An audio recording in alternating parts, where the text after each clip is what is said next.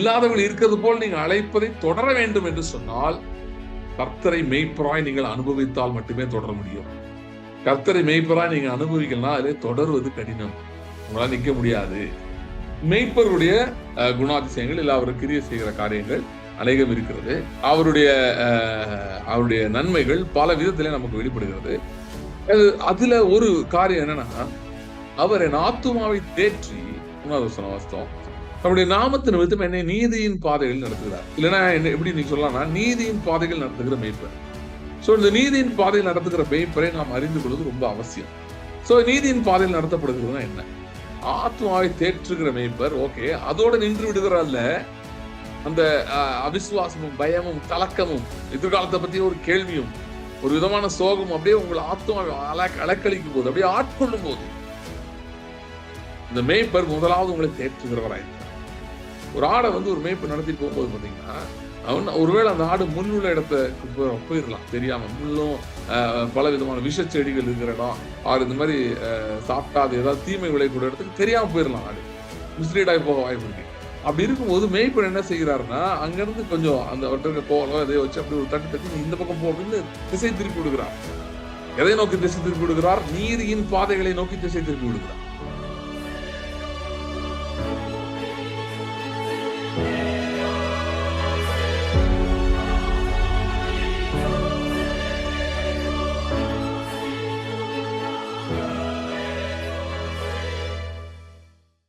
ஸ்தோத்திரம் ஆண்டவரே, thank you Lord. கர்த்தாவே, இந்த நாளிலும் உடைய வல்லமையுள்ள வார்த்தைக்காய் நாங்கள் நன்றி செலுத்துகிறோம். ஆண்டவரே, வானத்தையும் பூமியையும் உருவாக்கின உடைய வார்த்தைக்காய் நன்றி. இல்லாதவர்களை இருக்கிறது போல அழைக்க தகுதியுள்ள, அப்படி கொண்டு வரக்கூடிய வல்லமையுள்ள வார்த்தைக்காய் நன்றி செலுத்துகிறோம். கர்த்தாவே, நீர் எங்களோட பேசுகிறபடியால் நன்றி. ஆண்டவரே, உங்களுடைய வார்த்தை எங்கள் இருதயத்தின் ஆழத்திலே ஆண்டவரே வல்லமையாய் துணிக்கும்படியா நாங்கள் ஜெபிக்கிறோம். ஆண்டவரே, நீதியின் மேல் பசி தாகம் உள்ளவர்களாய் எங்களை மாற்றுவீராக. உம்முடைய நீதிக்காய் ஆண்டவரே காத்திருக்கிறவர்களாய் எங்களை மாற்றுவீராக. கருத்துல எங்களை கொடுக்கிறோம், தொடர்ந்து வழி நடத்தும்.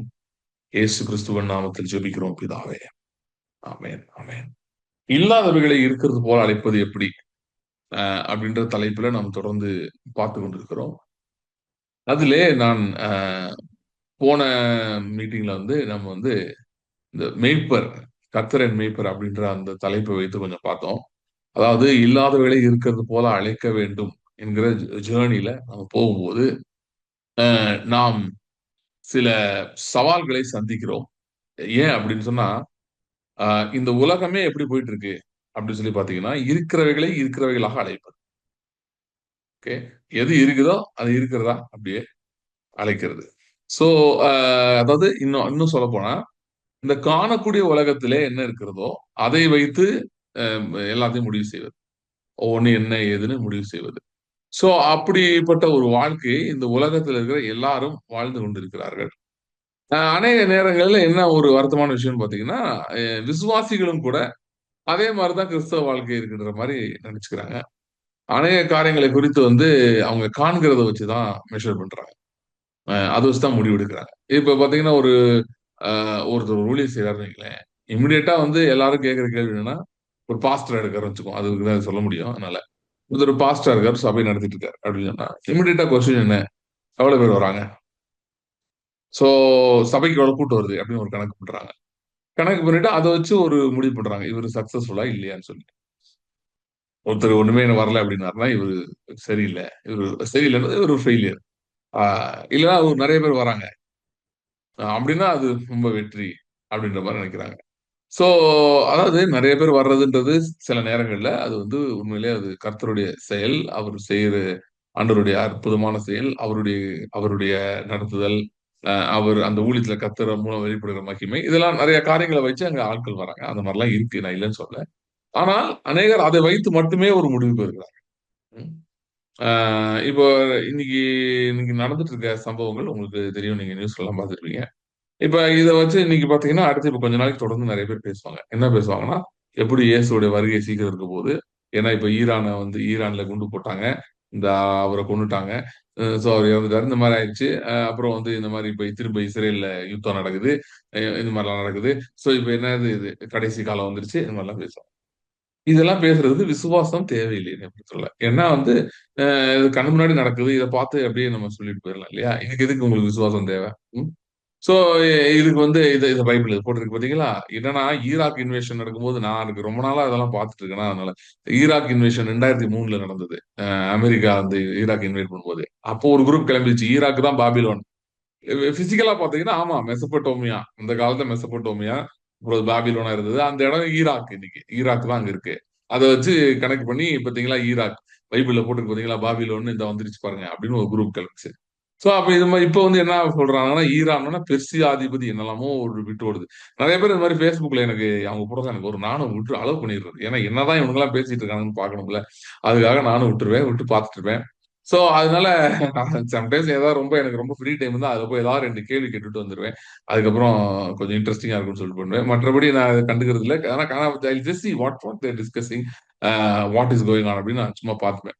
சோ இப்ப இந்த மாதிரி நடந்தோடனே இப்ப எனக்கு என்னன்னா இப்ப விசுவாசம் என்பது என்ன அப்படின்னா இல்லாதவர்களோடு சம்பந்தப்பட்டது.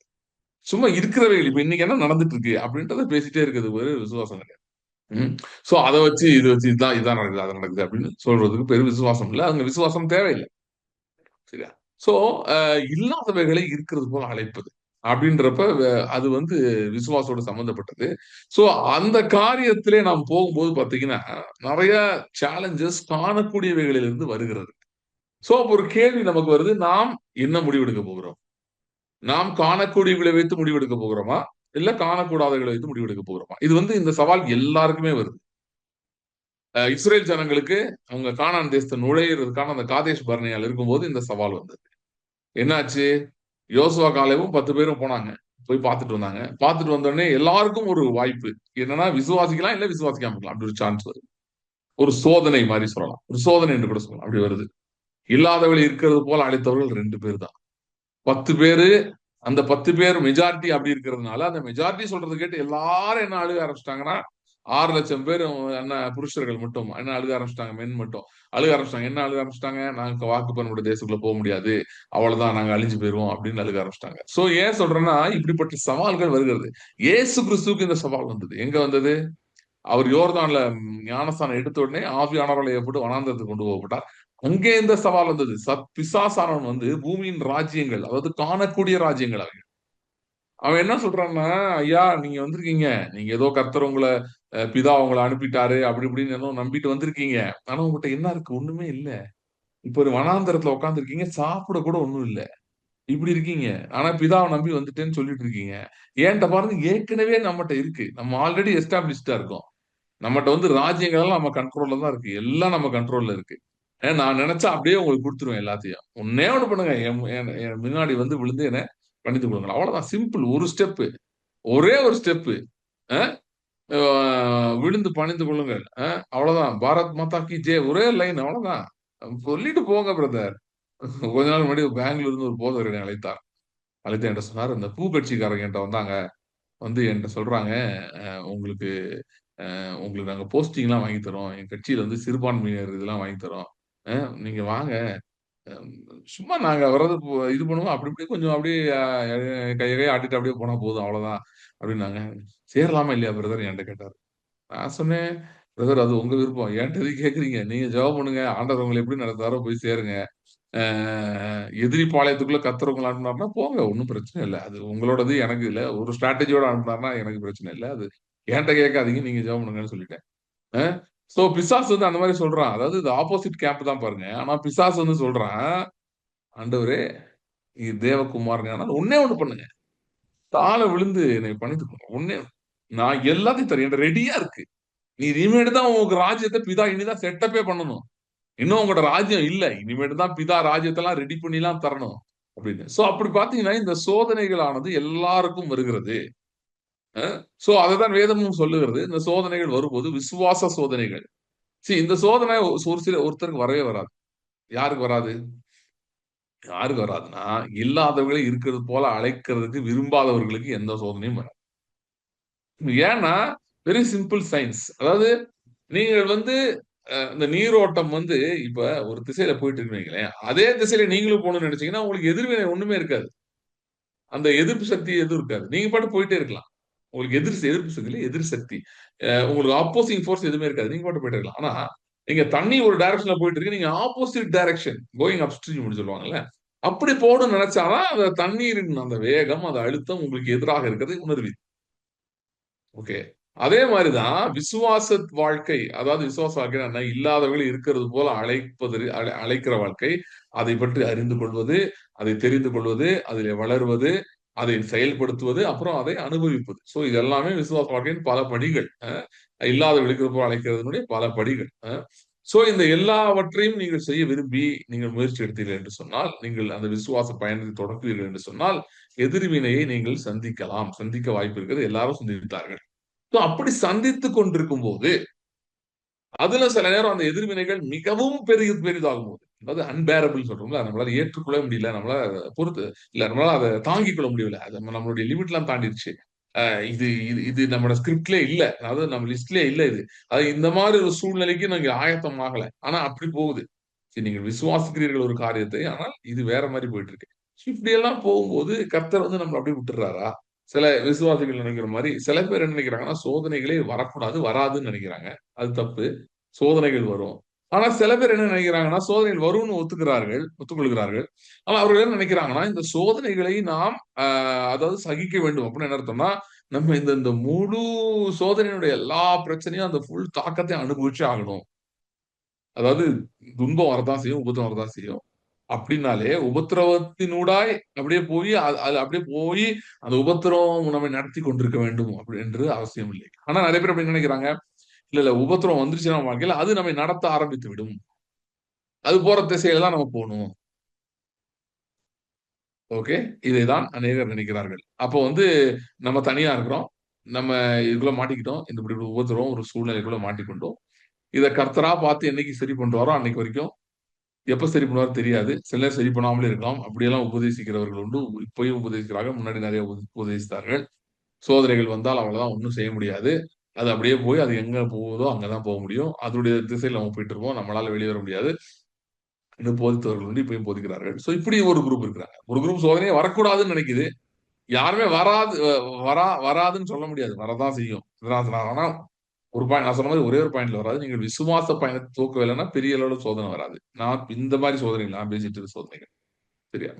சோ இப்படி வரும்போது எல்லாம் உங்களை நெருக்கும் போது உங்களுக்கு என்ன பண்ணனே தெரியாம இருக்கும்போது தான் நான் என்ன சொல்றேன், போன மீட்டிங்ல பேசின மாதிரி கர்த்தர் மெய்ப்பர் என்கிற இது ஒரு பெரிய வெளிப்பாடு.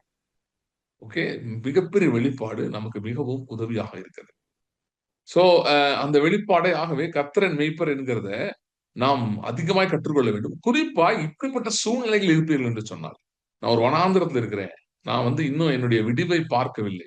என்னுடைய காரியங்கள் எப்படி முடிவு பெற போகிறது? எப்படி இது ஒரு ஜெயம் உண்டாகுன்றத என்னால யோசித்து பார்க்க முடியல. எனக்கு அதுக்கு வழியும் தெரியல. சுத்தி முத்தி பார்த்தா அப்படி யாருக்கும் நடந்த மாரியும் தெரியல.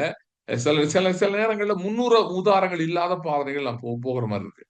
நீங்க அதாவது என்னன்னா, இது மாரி நடந்திருக்கா? நடந்து யாருக்காவது வந்து இந்த மாரி சரியா இருக்கா? அப்படின்னா, சம்டைம்ஸ் யாருமே இல்லாத மாரி இருக்கும். யாருக்குமே நடந்து இந்த இந்த பிரச்சனை எப்படி யாரும் தப்பிக்கவே இல்லையே.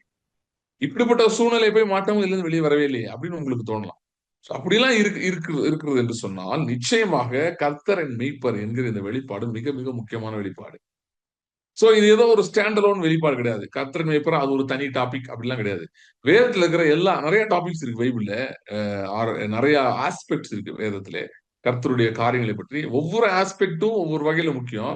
ஆனா அது எல்லாம் ஏதோ ஒரு இடத்துல கனெக்ட் ஆகுது எல்லாமே. எதுவுமே தனியா கிடையாது. கர்த்தரன் மேய்ப்பர்ன்றது நிறைய பேர் நினைக்கிறாங்க ஏதோ சண்டே ஸ்கூல் பிள்ளைங்களுக்கு சொல்லிக் கொடுக்கிறது போல ஏதோ ஒண்ணு. அப்படிலாம் கிடையாது. கர்த்தரன் மேய்ப்பர் என்பதை நன்றாய் அறிந்தவர்கள், புரிந்தவர்கள், அவர்கள் வாழ்க்கையின் எல்லா பகுதிகளிலும் அதை அனுபவிப்பார்கள். அதற்கு முக்கியத்துவம் கொடுப்பார்கள். சோ அந்த கர்த்தரின் மேய்ப்பர் அப்படின்ற அந்த காரியத்தை நாம் பார்க்கிறோம்.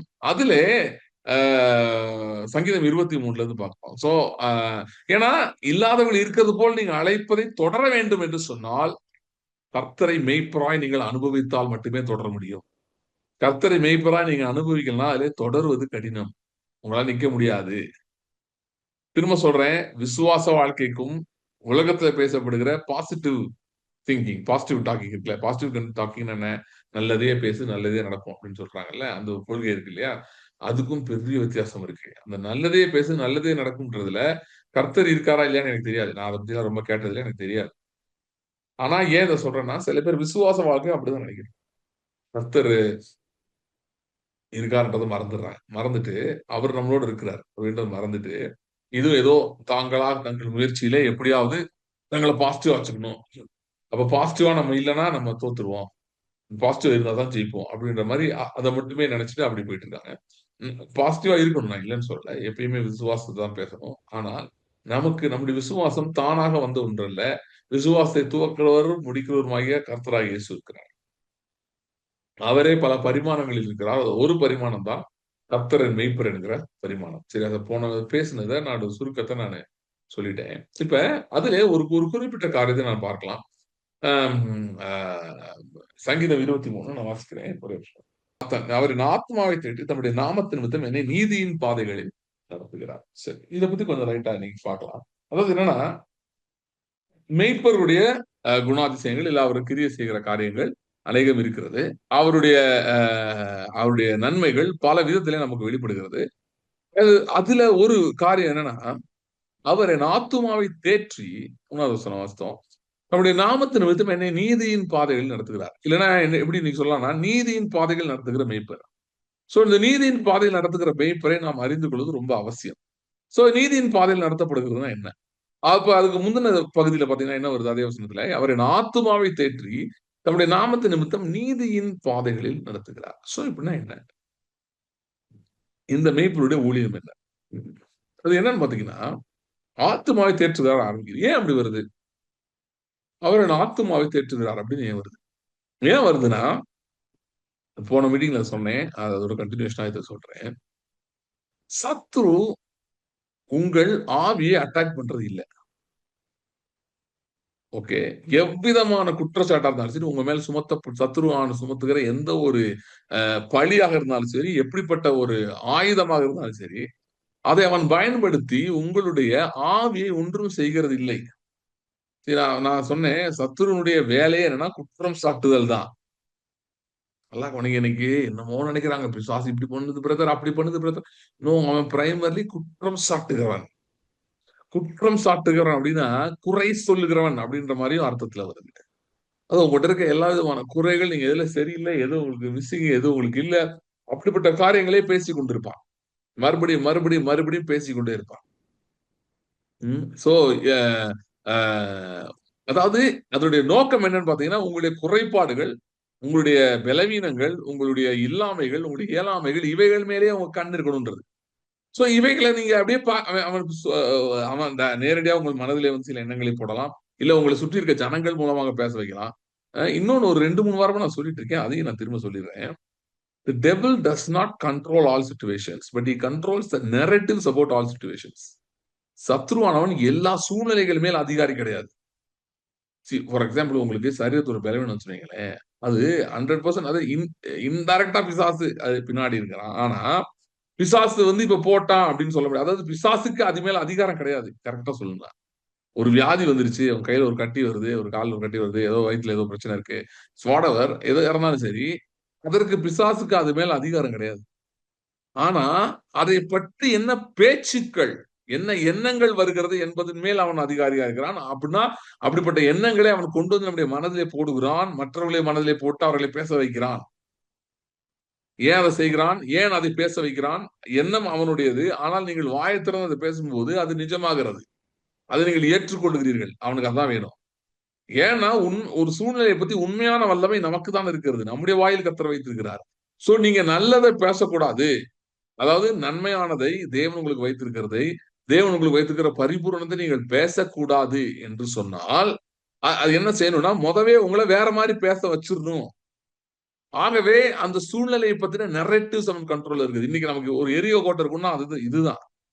எது? சூழ்நிலைகளை பற்றின பேச்சு, உரையாடல்கள், நரேட்டிவ்ஸ்.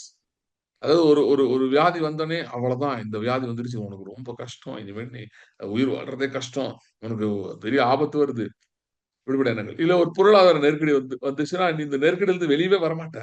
அவ்வளவுதான், இப்படி ஆயிடுச்சு, நீ வெளியவே வரமாட்ட. நான் அதாவது நான் உன்னைய அப்படியே இது பண்ணிட்டேன். உன் சூழ்நிலைய அப்படியே ரவுண்ட் அப் பண்ணிட்டேன். உன்னைய ஒரு வழிக்குள்ள கொண்டு வந்துட்டேன். இனிமேட்டு உனக்கு ஒண்ணுமே முன்னேற்றமே இருக்காது. இப்படிப்பட்ட எண்ணங்கள் எல்லாம் நரேட்டிவ்ஸ் ஆஃப் த ப்ராப்ளம். மலையை பார்த்து பெயர்ந்து தள்ளுண்டு போ என்று சொல்லுகிற அதிகாரம் நமக்கு ஒன்று தான் இருக்கு. பிசாசு கிடையாது. சோ அந்த அதிகாரத்த தப்பி தவிர நீங்க பேசிறக்கூடாது, பயன்படுத்திறக்கூடாது. தொடர்ந்து அத பயன்படுத்தி அதில நீங்க வல்லவர்கள் ஆகிவிடக்கூடாது. இல்லாதவர்கள் இருக்கிறது போல அழைக்கிறது. அப்படின்றதுனால அவன் என்ன செய்கிறான்னா, அவனே முதல்ல என்ன வந்துடுறான்னா, நெகட்டிவ் காரியங்கள சொல்லி அதை பேச வைத்து விடுறான். ம். சோ இந்த இந்த தாக்கங்கள் எல்லாம் ஆத்துமாவிலே பேரடியாக வந்து விழுகிறது. அதான் ஜனங்கள் சொல்றாங்க, எனக்கு அப்படியே மனசு உடைஞ்சு போயிருச்சு. அது விட்டு போச்சு. எனக்கு இன்ட்ரெஸ்ட்டே போயிருச்சுங்க. அதுல எனக்கு ஒரு வாஞ்சையே போயிருச்சு. இனிமேல் நல்லது நடக்கும் என்ற எதிர்பார்ப்பே எனக்கு போயிருச்சு. இனிமேட்டு எதுவுமே நடக்காது. அப்படி ஆயிட்டேன் நானு. எனக்கு அந்த எண்டுக்கு நான் வந்துட்டேன்.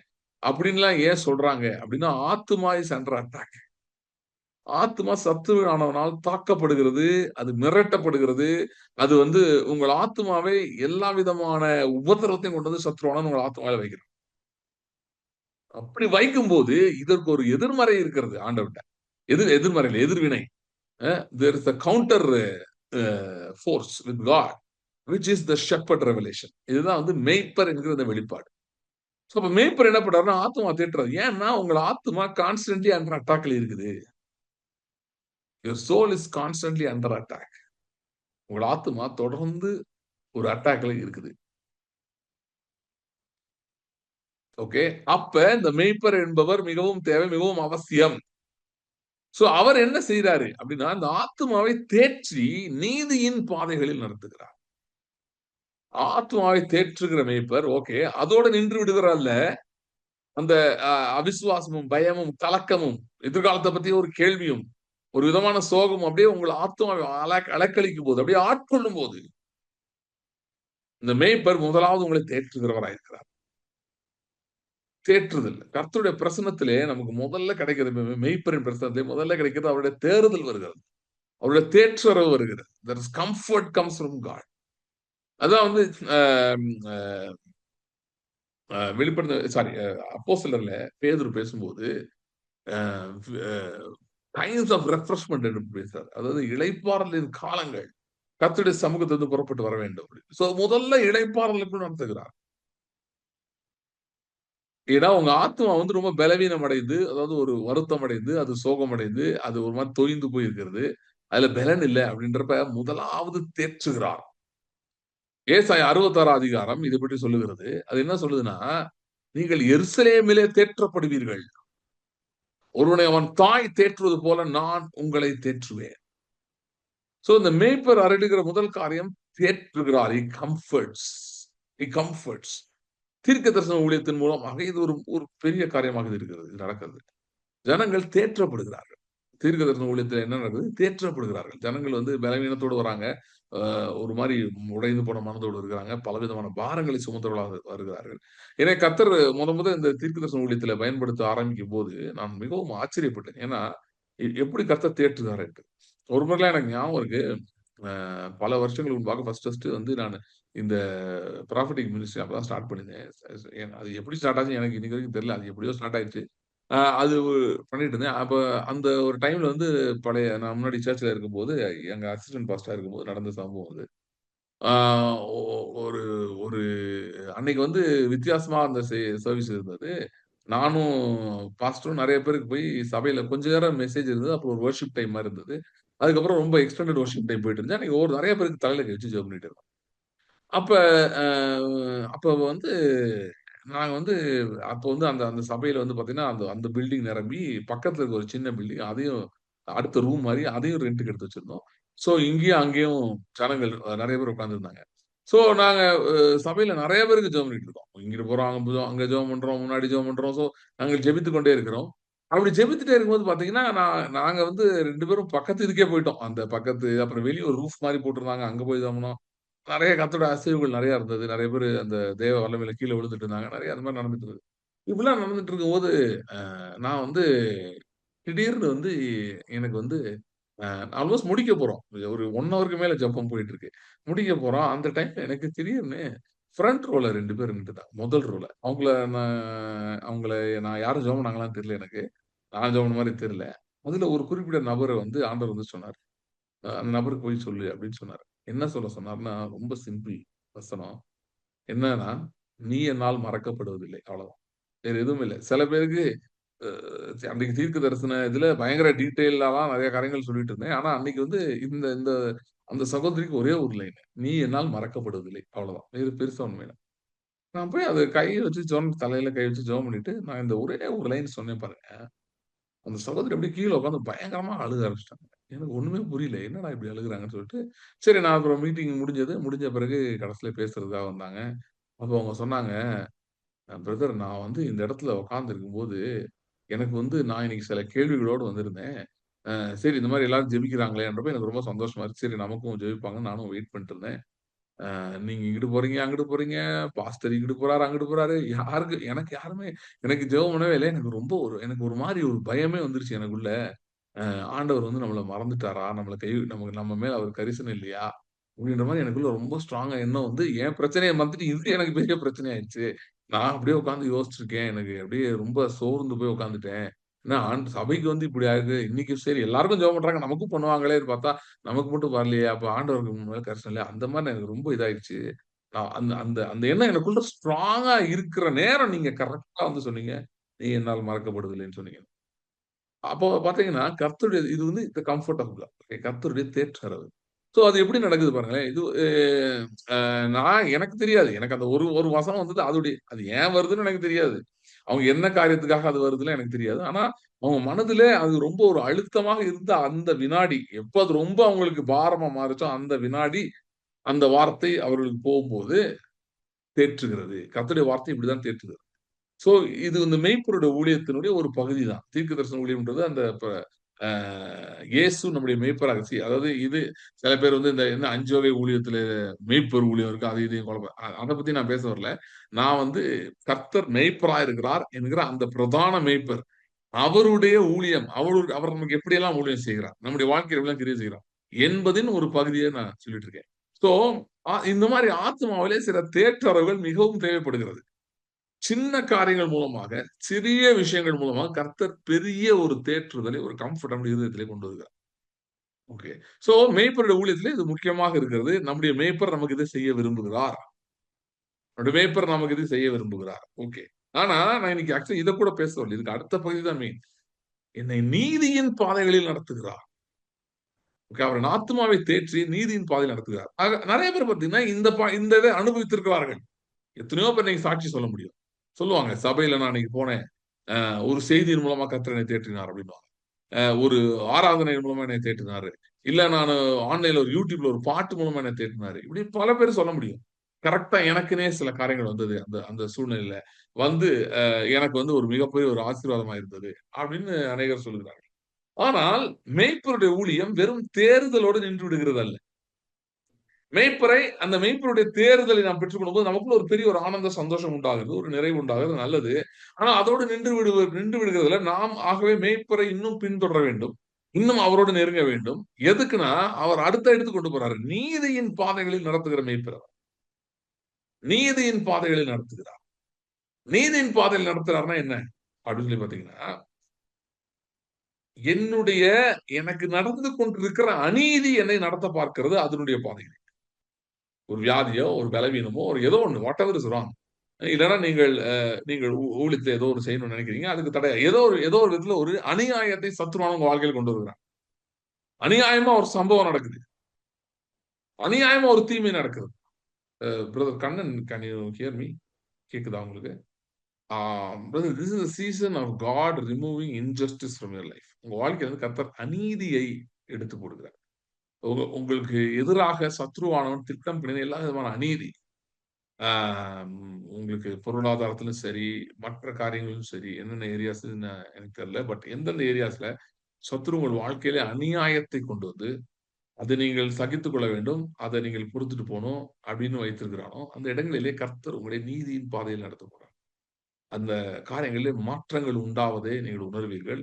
கர்த்தருடைய கரம், the hand of the Lord உங்களுக்கு ஆதரவாகவும், உங்கள் சத்துருக்களுக்கு எதிராகவும் கர்த்தருடைய கரம் வெளிப்படப் போகிறது.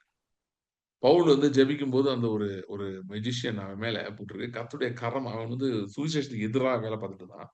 கர்த்தருடைய கரம் அவன் மேல் வந்தது என்று சொல்லியிருக்கு. அவன் கண் வந்து குருடாயிருச்சு. ஆனா, அதே கர்த்தருடைய கரம் வந்து விசுவாசிகள் மேல அப்போஸ்தலர்ல ஆக்ட்ஸ்ல வரும்போது, அவங்க வந்து வளர்ந்து சபை வளர்ந்து பெருகிட்டு விசேஷித்த அற்புதங்கள்லாம் நடந்தது.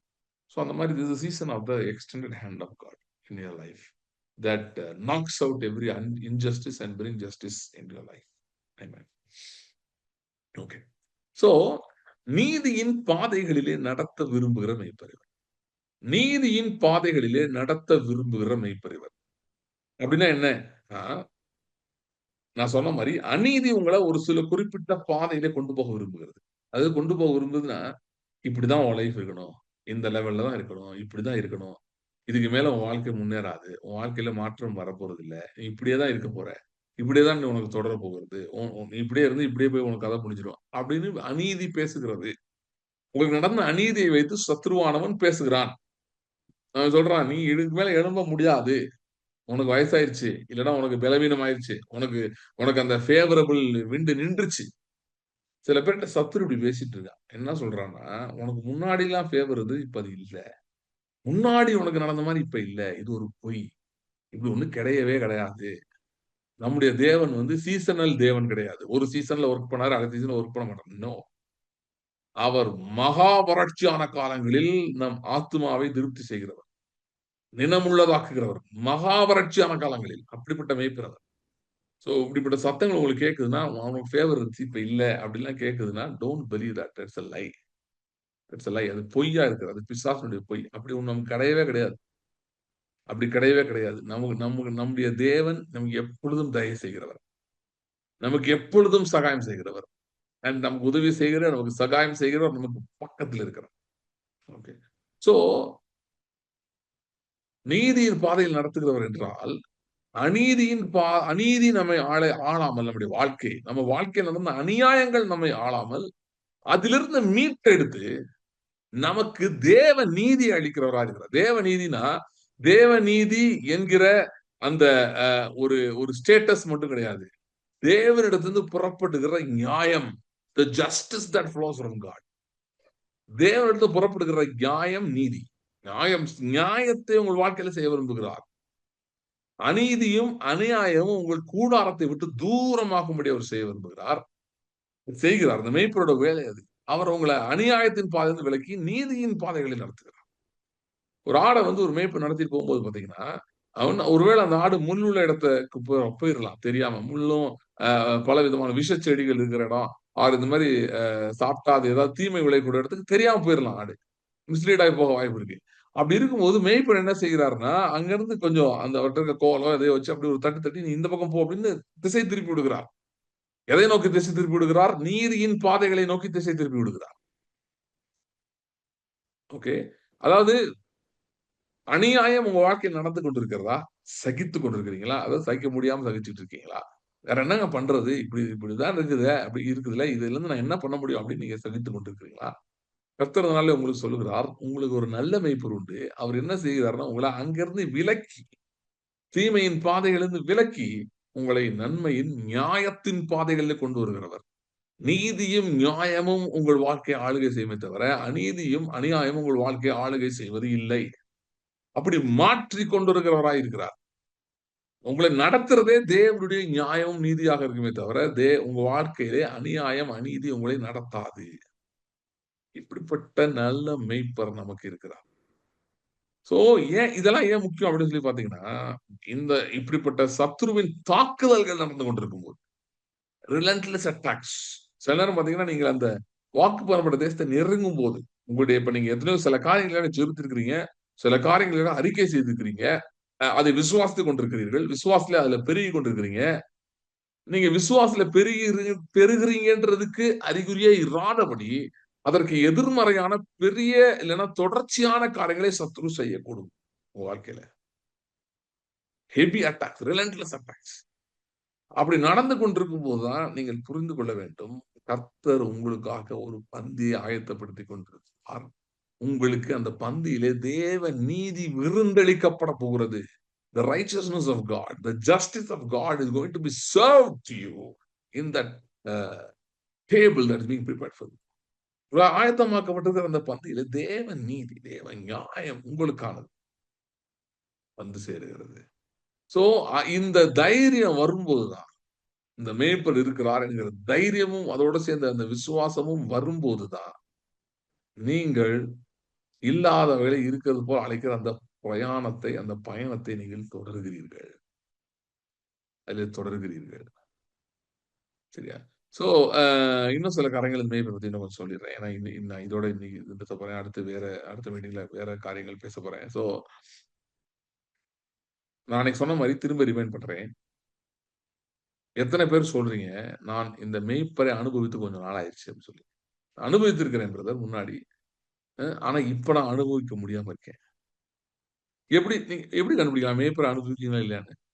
சில ஏரியாஸ் உங்க வாழ்க்கையில குறைபாடுகள் இருக்கா? குறைவுகள் இருக்குதா? ஏதோ மிஸ்ஸிங்கா இருக்கா?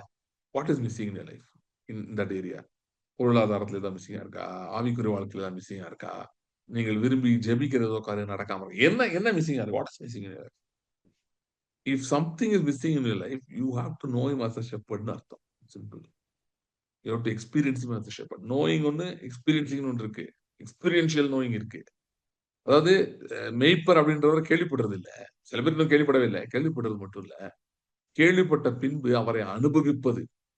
மேய்ப்பரை அனுபவிப்பது. இல்ல மேய்ப்பருடைய அந்த மேய்ச்சலை அனுபவிப்பது. சோ, அ எத்தன பேர் சொல்றீங்க? நான் கேட்ட கேள்வி மறுபடியும் கேட்கிறேன். எத்தன பேர் சொல்றீங்க உங்க வாழ்க்கையில அ நீங்க அவ்வளவு சந்தோஷமா இல்ல? ம். அந்த மேய்ப்பருடைய அ குறைகள் மேய்ப்பருடைய அ ஊழியத்தை அனுபவிக்க முடியாம குறைபாடுகளோட இருக்கீங்க. அப்படின்னா, நீங்கள் அவரை மெய்ப்பராக இன்னும் அறிய வேண்டும் என்று அர்த்தம். இன்னும் அவரை மெய்ப்பராக அனுபவிக்க வேண்டும் என்று அர்த்தம். So where do you start? எப்பயுமே சொல்ற மாரி start with the blood. Meditation of the blood. இயேசு கிறிஸ்துவின் ரத்தத்தின் தியானத்திலே ஆரம்பியுங்கள். நீங்க ஆனா தியானிக்கும்போது ஒரு ஜெபத்தோடு தியானத்தை தொடருங்கள். என்ன ஜெபம்னா, கர்த்தாவே நான் உம்முடைய மேய்ச்சலை அனுபவிக்க விரும்புகிறேன். கர்த்தருடைய மேய்ச்சலை நான் அனுபவிக்க விரும்புகிறேன். கர்த்தரின் மேய்ப்பராய் இருக்கிறார் நான் தாழ்ச்சி அடையேன் என்கிற அந்த இடத்தை நான் அனுபவிக்க விரும்புகிறேன். எனக்கு அந்த அனுபவம் வேண்டும். நான் அதை அனுபவிக்க விரும்புகிறேன். கர்த்தாவே நீர் அதை எனக்கு கொடுக்க விருப்பமாயிருக்கிறீர்.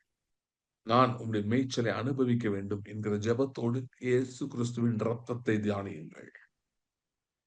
அடுத்து கர்த்தருடைய வார்த்தையை எடுத்துக்கொள்ளுங்க. அதே ஜெபத்தோடு கர்த்தருடைய வார்த்தையை அணுகுங்கள். கொஞ்சம் கொஞ்சமாக காரியங்கள் செய்வதை பார்ப்பீங்க. மாற்றம் உண்டாவதை பார்ப்பீங்க. ஜெபத்துக்கு பதில் எல்லாம் என்னுடைய வாழ்க்கையில உள்ள பிரச்சனைகள் இருக்கு, இப்படி இருக்கு, அப்படி இருக்கு அப்படிலாம் சொல்றீங்கல்ல. இந்த எல்லா காரியங்களிலும் மாற்றங்களை நிச்சயமாய் பார்ப்பீங்க. மெய்ப்பரை அனுபவிக்கும்போது.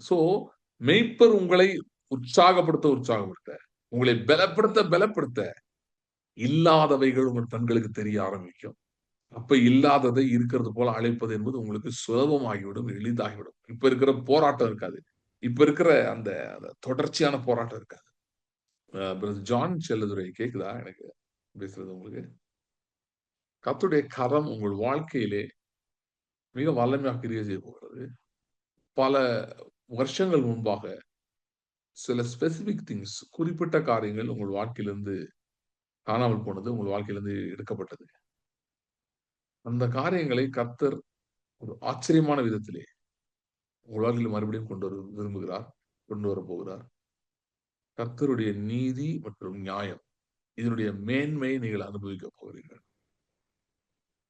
கர்த்தருடைய கரமே உங்களுக்காக முன் சென்று அற்புத அடையாளங்கள் செய்யப் போகிறது.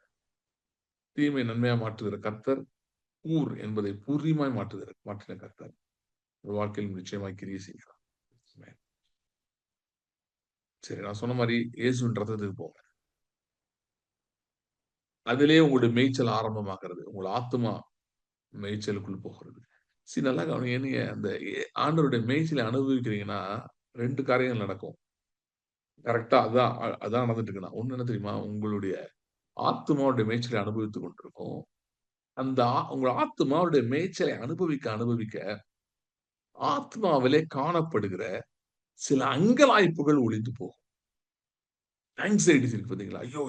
இது நடந்தா நல்லா இருக்குமே! ஐயோ! நடக்க மாட்டேங்குதே! எனக்கு நடந்தா எவ்வளவு நல்லா இருக்கும். இல்ல எனக்கு ஏன் நடக்க மாட்டேங்குது இப்படி?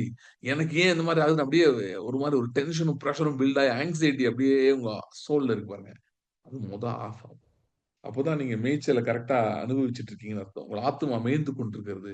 அவருடைய மேய்ச்சலை அனுபவிக்கிறதுன்னு அர்த்தம். முதல்ல அது நடக்க ஆரம்பிக்கும். உங்கள் ஆத்மா வந்து ஒரு அப்படி ஒரு ஒரு ஸ்டேட் ஆஃப் பீஸ்க்குள்ள போகும். ஒரு சமாதானத்துக்குள்ள போகும். As your soul feeds on the goodness that God is giving it, உங்களோட ஆத்மாவுக்கு அவர் தம்முடைய நன்மையை கொடுக்கும்போது, நீங்கள் அதை உட்கொண்டு கொண்டு இருக்கும்போது, வெளியே அற்புத அடையாளங்கள் நடக்க ஆரம்பிக்கும். வெளியே அற்புத அடையாளங்கள் நடக்க ஆரம்பிக்கும். யோசுவா இஸ்ரவேல் ஜனங்களுக்கு சொன்னாரு, இன்றைக்கு உங்களை பரிசுத்தப்படுத்திக் கொள்ளுங்க. sanctify yourself today. Tomorrow the Lord will do wonders in your midst. நாளை கர்த்தர் உங்க நடுவில் அற்புதம் செய்வார். பரிசுத்தப்படுத்துறதா என்ன? என்ன சொன்னா தெரியுமா யோசுவா? பரிசுத்தப்படுத்துறது என்ன அர்த்தத்தில் சொன்னா தெரியுமா? வெறுமனே ஏதோ அந்த ரிச்சுவல்ஸ், அவங்க சொன்ன ரிச்சுவல்ஸ் எல்லாம் செய்யணும் அப்படின்னு அர்த்தம் கிடையாது. பரிசுத்தப்படுத்துதல் இல்லைன்னா உங்களை செட் அபார்ட் யுவர்செல்ஃப் என்னன்னா, நீங்கள் தேவனுடைய உடன்படிக்கையின் பிள்ளைகள்.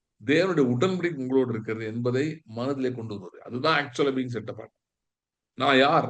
எனக்கு எப்படிப்பட்ட உடன்படிக்கை இருக்கிறது? எப்படிப்பட்ட தேவனுடைய தொடர்பு இருக்கிறது என்கிற அந்த எண்ணமால் நம்முடைய மனது நிறைந்து, அதை நாம் தியானிப்பது, அதிலே ஆழமாக செல்வது,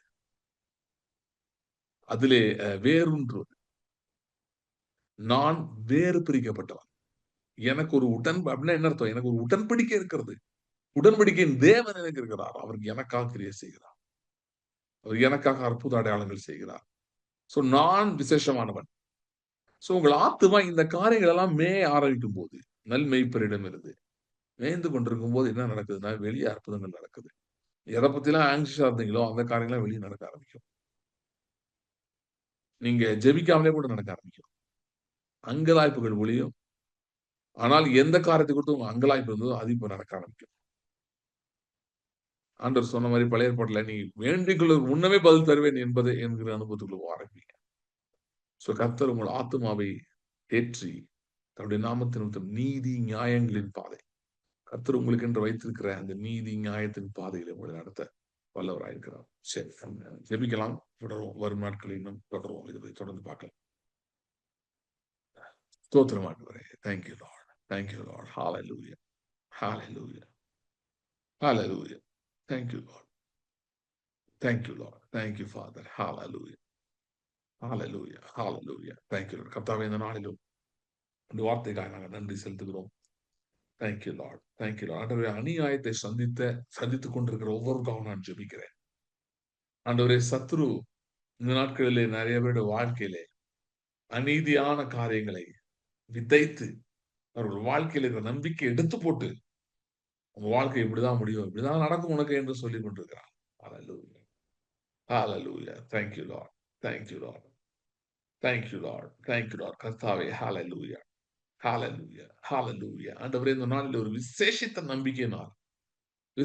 நம்பிக்கையினால் சஸ்டெய்னிங் ஹோப், ஹalleluya, தாங்குகிற நம்பிக்கையினாலே இவர்களை நிரப்பும்படியா நான் ஜெபிக்கிறேன். Thank you Lord. நிரப்பும்படியா நான் ஜெபிக்கிறேன். சோர்ந்து போன, தொய்ந்து போன ஒவ்வொருக்காகவும் ஜெபிக்கிறேன். ஹalleluya. ஹalleluya. Thank you Lord. Thank you Lord. பலப்படுத்துவீராக. பலப்படுத்துவீராக. உம்முடைய மேய்ச்சலை இன்னும் அனுபவிக்க உதவி செய்வீராக. Thank you Lord. Thank you Lord. Horra banta rimbra kadadum bronta rida raha. Rebra kanta rimbra kanta riba tara hanta robra keta rubro ho. Thank you Lord. Thank you Lord. இல்லாதவள் இருக்கிறது போல அழைக்கிற தேவன். அப்படியே எங்களுக்கும் போதித்து நடத்துகிறபடியால் நன்றி செலுத்துகிறோம். Thank you Lord. Thank you Lord. Thank you Lord. Hallelujah. Hallelujah. கர்த்தருடைய ஆவியானவர் எங்கள் மத்தியிலே நிலை கொண்டிருக்கும்படியாக நாங்கள் ஜெபிக்கிறோம். Hallelujah. ஆண்டவர் செருபாபேலுக்கும் சகரியாவுக்கும் என்று சொன்னீர், எகிப்தில் நீங்கள் புறப்பட்டது போல என்னுடைய ஆவியானவர் உங்கள் நடுவில் நிலை கொண்டிருப்பார் என்று. Hallelujah. அப்படியே கர்த்தருடைய ஆவியானவர் எங்கள் வாழ்க்கையில் நிலை கொண்டிருப்பீராக. சகல சத்தியங்களுக்குள்ளும் எங்களை நடத்துவீராக. இப்பொழுது பேசப்பட்டுக் கொண்டிருக்கிற இந்த சத்தியங்கள் இல்லாதவர்கள் இருக்கிறது போல அழைக்கிறதுங்கிற சத்தியங்களுக்குள் ஹalleluya நடத்தி செல்லும்படியா ஜெபிக்கிறோம். நடத்தி செல்லும்படியா ஜெபிக்கிறோம். ஹalleluya. நீதியின் பாதையில் நடத்துவீராக. Thank you Lord. கருத்துல கொடுக்கிறோம். Thank you Lord. அதோடைய பந்திக்கு அடையாளமா இருக்கிறவர்கள் கையில் கரங்களை எடுத்து வைத்துக் கொள்ளுங்கள். தோத்திரம். கர்த்தாவுடைய சிலுவைக்காக, ரத்தத்துக்காக நாங்கள் மீட்கப்பட்ட சரீரத்துக்காக நன்றி செலுத்துகிறோம்.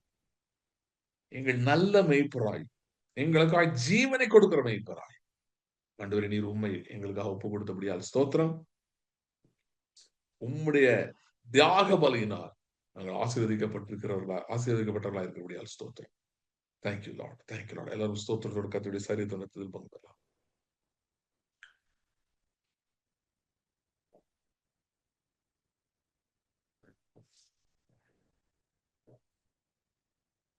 Thank you, Lord.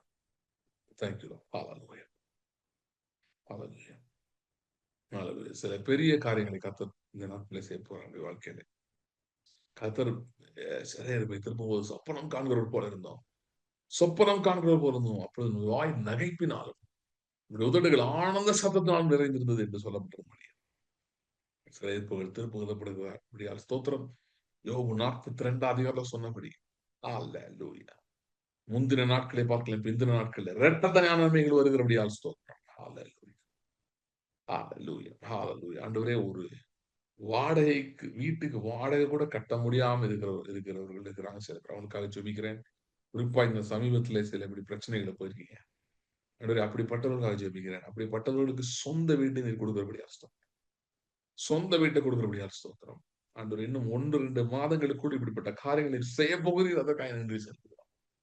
அல்லேலூயா. ஆண்டவரே, இந்த வருஷத்தின் மேல் நாங்கள் ஆசீர்வாதத்தை பேசுகிறோம். இது ஒரு புதிய நாளா இருக்கிறது. ஆனால் இந்த வருஷம் ஆண்டவரே, இந்த மாதம் மட்டுமல்ல, இந்த வருஷம் முழுவதும் இப்படி ஆசீர்வாதத்தை நாங்கள் பேசுகிறோம். ஆண்டவரே, அநேக பெரிய சாட்சிகள் எழும்புகிறபடியா நன்றி. ஆண்டவரே, இவர்கள் இழந்தவர்களை திருப்பிக் கொண்டு சத்துருவை கொள்ளையிட உங்களுடைய பலத்தினால் இடை கட்டுகிறார், ஞானத்தினால் இடை கட்டுகிறார்கள். ஜெபிக்கிறோம், ஆசீர்வதியும் இயேசு கிறிஸ்துவின் நாமத்தில் ஜெபிக்கிறோம் பிதாவே. Amen. Amen. Amen. Thank you. God bless you. See you in the next meeting.